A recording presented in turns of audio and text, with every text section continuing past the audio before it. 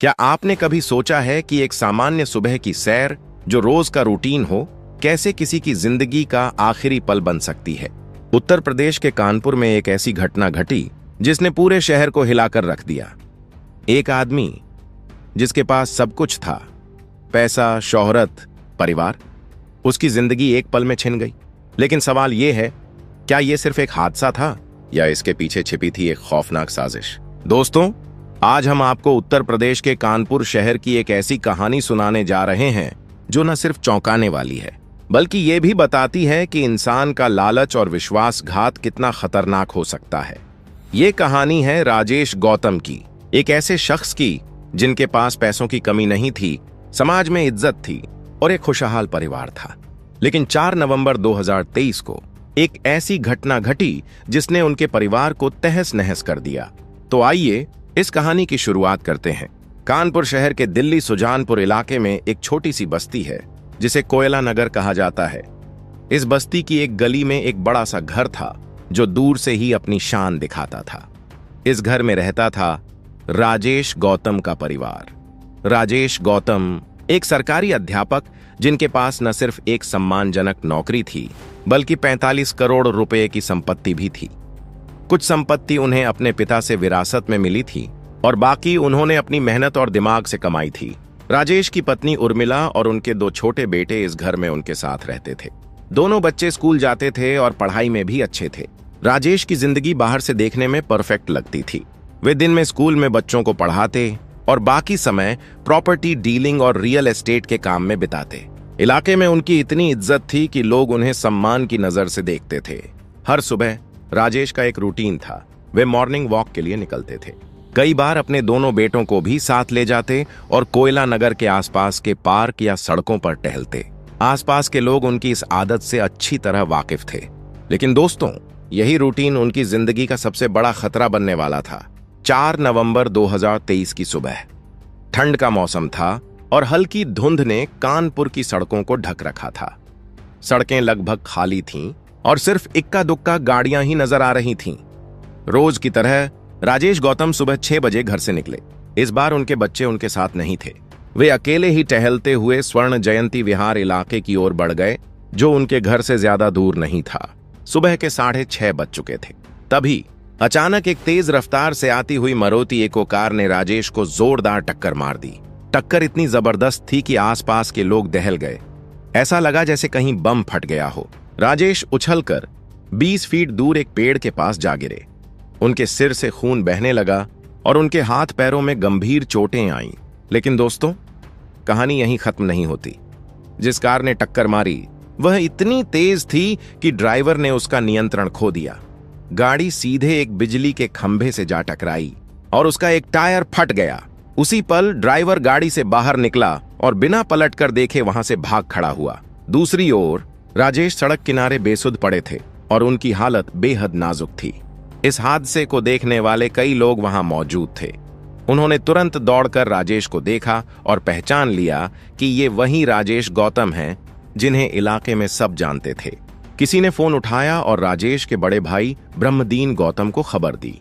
उसी दिन राजेश का भतीजा कुलदीप गौतम, जो भारतीय नौसेना में ऑफिसर था, छुट्टी पर घर आया था। उसे घर पहुंचे अभी 2 मिनट भी नहीं हुए थे कि ये दुखद खबर मिली। ब्रह्मदीन और कुलदीप तुरंत घटनास्थल पर पहुंचे, लेकिन तब तक पुलिस वहां आ चुकी थी और राजेश को अस्पताल भेजा जा चुका था। दोनों सीधे अस्पताल भागे, लेकिन वहां जो खबर मिली उसने सबके होश उड़ा दिए। डॉक्टरों ने बताया कि राजेश अब इस दुनिया में नहीं रहे। पुलिस ने शव को पोस्टमार्टम के लिए भेज दिया। राजेश की पत्नी उर्मिला को जब यह खबर मिली तो वह जोर जोर से रोने लगी। घर में मातम छा गया। उनके 2 छोटे छोटे बच्चों के सिर पर से पिता का साया उठ चुका था। हर कोई सदमे में था। लेकिन दोस्तों, यहां से कहानी में एक नया मोड़ आता है। चश्मदीद गवाहों ने पुलिस को बताया कि एक तेज रफ्तार मारुति इको कार ने राजेश को टक्कर मारी और फिर खंभे से टकरा गई। पुलिस ने गाड़ी को बरामद किया, लेकिन जब उसका रजिस्ट्रेशन नंबर चेक किया गया तो पता चला कि नंबर प्लेट नकली थी। इसके बाद पुलिस ने आसपास के सीसीटीवी फुटेज खंगाले। फुटेज में दिखा कि एक कार तेजी से राजेश की ओर बढ़ी और टक्कर मारकर खंभे से जा टकराई, लेकिन फुटेज पूरी तरह साफ नहीं थी। शुरुआती जांच में सब यही समझ रहे थे कि ये एक साधारण सड़क हादसा है, लेकिन राजेश के भतीजे कुलदीप को यह बात हजम नहीं हुई। कुलदीप गौतम, जो नौसेना में ऑफिसर थे, अपने चाचा की मौत को साधारण हादसा मानने को तैयार नहीं थे। उनके दिमाग में कई सवाल उठ रहे थे। सुबह सुबह सड़क खाली थी, राजेश हमेशा किनारे किनारे चलते थे, फिर गाड़ी ने उन्हें कैसे टक्कर मार दी, और वो नकली नंबर प्लेट, ये सब संयोग नहीं हो सकता था। कुलदीप ने खुद जांच शुरू की। उन्होंने आसपास के सीसीटीवी कैमरों की फुटेज इकट्ठा की और घंटों तक उन्हें बार बार देखा। आखिरकार एक ऐसी तस्वीर उनके सामने आई जिसने सब कुछ बदल दिया। फुटेज में देखा कि हादसे वाली जगह से कुछ दूरी पर एक सफेद वैगन आर पहले से खड़ी थी। जैसे ही राजेश वहां से गुजरे, वो गाड़ी धीरे धीरे उनका पीछा करने लगी। फिर अचानक एक काली मारुति इको कार तेजी से आई और राजेश को टक्कर मार दी। टक्कर के बाद ड्राइवर इको कार से निकला और वैगन आर में बैठकर वहां से भाग गया। ये सब देखकर कुलदीप को यकीन हो गया कि ये कोई हादसा नहीं, बल्कि एक सोची समझी साजिश थी। उन्होंने ये फुटेज घर वालों को दिखाई। सब हैरान थे। राजेश की पत्नी उर्मिला को भी जब ये बात पता चली तो वो तुरंत एडीसीपी ऑफिस पहुंची और एक चौंकाने वाला आरोप लगाया। उसने कहा कि राजेश की हत्या उसके जेठ ब्रह्मदीन और भतीजे कुलदीप ने प्रॉपर्टी के लालच में करवाई है। लेकिन दोस्तों, क्या ये आरोप सच था या इसके पीछे भी कोई और राज छिपा था? चलिए अब इस कहानी का अगला हिस्सा बताते हैं। उर्मिला के इस आरोप ने सबको चौंका दिया, लेकिन कुलदीप और ब्रह्मदीन को इस बात का गहरा सदमा लगा। वे तो अपने भाई और चाचा की मौत का सच ढूंढ रहे थे और अब उन पर ही इल्जाम लग रहा था। इस बीच राजेश के कुछ पुराने दोस्त, जो जवाहर नवोदय स्कूल के बैचमेट थे और अब IAS, PCS और IPS जैसे बड़े पदों पर थे, इस मामले में सक्रिय हो गए। उन्होंने पुलिस पर दबाव डाला कि इस केस की गहराई से जांच हो। पुलिस ने 4 अलग अलग टीमें बनाई। पहली, सीसीटीवी फुटेज खंगालने वाली टीम। दूसरी, परिवार और रिश्तेदारों से पूछताछ करने वाली टीम। तीसरी, कॉल डिटेल्स और मोबाइल लोकेशन चेक करने वाली टीम। चौथी, हादसे में इस्तेमाल हुई गाड़ियों का पता लगाने वाली टीम। जांच आगे बढ़ी तो कई चौंकाने वाले खुलासे हुए। पुलिस को पता चला कि मारुति इको कार कल्याणपुर में रजिस्टर्ड थी और उसका नंबर प्लेट नकली था। दूसरी गाड़ी वैगन आर भी कानपुर की ही थी। पुलिस ने सभी वैगन आर मालिकों की लिस्ट निकाली और एक एक से पूछताछ शुरू की। इसी बीच एक और सनसनीखेज जानकारी सामने आई। कुछ समय पहले राजेश की तबीयत अचानक बिगड़ गई थी। उन्हें अस्पताल में भर्ती करना पड़ा था और डॉक्टरों ने बताया कि उनके शरीर में जहर पाया गया था। वो तो इलाज की वजह से बच गए, लेकिन अब पुलिस को शक हुआ कि शायद ये हत्या की साजिश पहले से चल रही थी। पुलिस ने पड़ोसियों से पूछताछ की तो एक और राज खुला। पड़ोसियों ने बताया कि राजेश के घर पर एक ठेकेदार शैलेंद्र सोनकर का आना जाना लगा रहता था। खास बात यह थी कि वो ज्यादातर तब आता था जब राजेश घर पर नहीं होते थे और कई बार वो घंटों तक घर में रुकता था। पुलिस का शक अब उर्मिला और शैलेंद्र पर गया।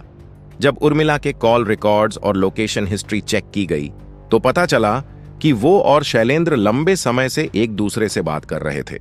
न सिर्फ कॉल बल्कि व्हाट्सएप चैट्स और वीडियो कॉल्स भी होती थीं।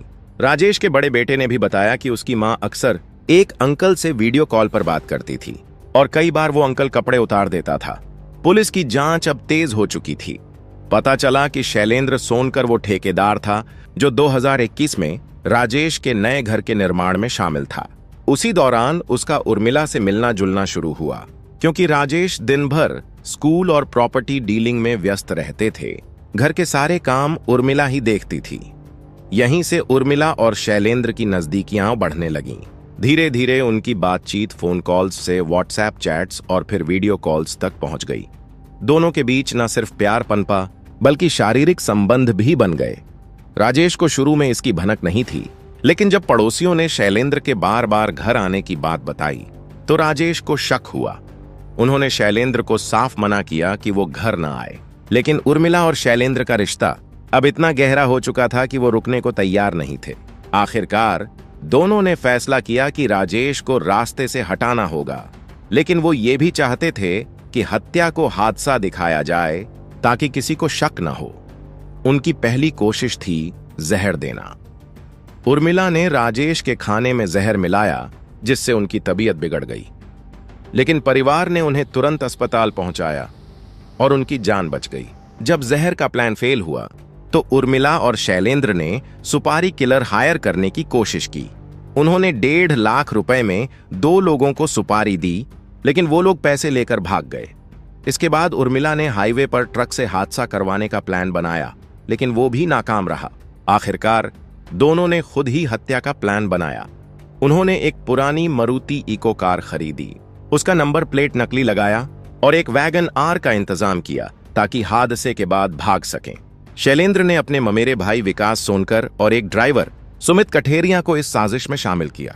सुमित को 5 लाख रुपए की सुपारी दी गई और विकास को संपत्ति का लालच दिया गया। 4 नवंबर 2023 का दिन, सुबह की ठंडी हवा और हल्की धुंध। राजेश गौतम रोज की तरह मॉर्निंग वॉक के लिए निकले। उर्मिला ने सुनिश्चित किया कि उस दिन बच्चे उनके साथ न जाएं। उसने बड़े बेटे को पढ़ाई का बहाना बनाकर और छोटे बेटे को बीमारी का हवाला देकर घर पर रोक लिया। जब बड़ा बेटा फिर भी निकलने लगा तो उर्मिला ने उसे बाथरूम में बंद कर दिया और दरवाजा पकड़कर खड़ी रही ताकि वो बाहर न निकल सके। जैसे ही राजेश घर से निकले, उर्मिला ने शैलेंद्र को फोन करके खबर दी। सुमित कठेरिया मारुति इको में तैयार था और विकास सोनकर वैगन आर चला रहा था, जिसमें शैलेंद्र और उर्मिला भी मौजूद थे। ये लोग राजेश का पीछा कर रहे थे। सुमित ने अपनी गाड़ी को कुछ दूरी पर खड़ा किया ताकि टक्कर से पहले स्पीड पकड़ सके। जैसे ही राजेश स्वर्ण जयंती विहार के पास पहुंचे, सुमित ने तेज रफ्तार में कार दौड़ाई और जोरदार टक्कर मार दी। टक्कर इतनी तेज थी कि गाड़ी खंभे से टकरा गई और उसका टायर फट गया। सुमित तुरंत बाहर निकला, वैगन आर में बैठा और वहां से भाग गया। उर्मिला घर वापस लौट चुकी थी ताकि किसी को शक न हो। लेकिन दोस्तों, इस साजिश का पर्दाफाश होने में ज्यादा वक्त नहीं लगा। पुलिस की जांच ने आखिरकार सारी साजिश का पर्दाफाश कर दिया। शैलेंद्र सोनकर, उर्मिला गौतम और विकास सोनकर को गिरफ्तार कर लिया गया। पूछताछ में उन्होंने सब कुछ कबूल कर लिया। सुमित कठेरिया फरार हो गया, लेकिन पुलिस उसकी तलाश में जुटी थी। जांच में पता चला कि उर्मिला और शैलेंद्र का रिश्ता सिर्फ प्यार तक सीमित नहीं था। उर्मिला को राजेश की संपत्ति भी चाहिए थी और तलाक लेने से वो पैसा उसके हाथ से निकल जाता। इसलिए उसने शैलेंद्र के साथ मिलकर अपने पति की हत्या की साजिश रची। इस हादसे ने राजेश के 2 छोटे बच्चों को अनाथ कर दिया। उनकी मां जेल में थी और पिता की मौत हो चुकी थी। राजेश के बड़े भाई ब्रह्मदीन ने वादा किया कि वो इन बच्चों की परवरिश करेंगे और उन्हें पढ़ाएंगे लिखाएंगे। दोस्तों, ये कहानी हमें सिखाती है कि लालच और विश्वासघात कितना खतरनाक हो सकता है। एक औरत जिसे अपने पति की इज्जत और प्यार की कदर नहीं थी, उसने सिर्फ पैसों और अपने प्रेमी के लिए अपने बच्चों के भविष्य को दांव पर लगा दिया। दोस्तों, इस कहानी को सुनाने का मकसद किसी का दिल दुखाना नहीं, बल्कि आपको सतर्क और जागरूक करना है। ये कहानी हमें बताती है कि विश्वास और रिश्तों की नींव कितनी नाजुक होती है। अगर आपको ये कहानी पसंद आई तो अपने विचार कमेंट में जरूर बताएं। साथ ही ये भी लिखें कि आप इस वीडियो को कहां से देख रहे हैं। अगर आपको हमारी मेहनत पसंद आई तो इस वीडियो को लाइक करें, अपने दोस्तों के साथ शेयर करें और हमारे चैनल को सब्सक्राइब करना ना भूलें। बेल आइकन दबाएं ताकि हमारी हर नई कहानी आप तक सबसे पहले पहुंचे। धन्यवाद और फिर मिलेंगे एक नई कहानी के साथ।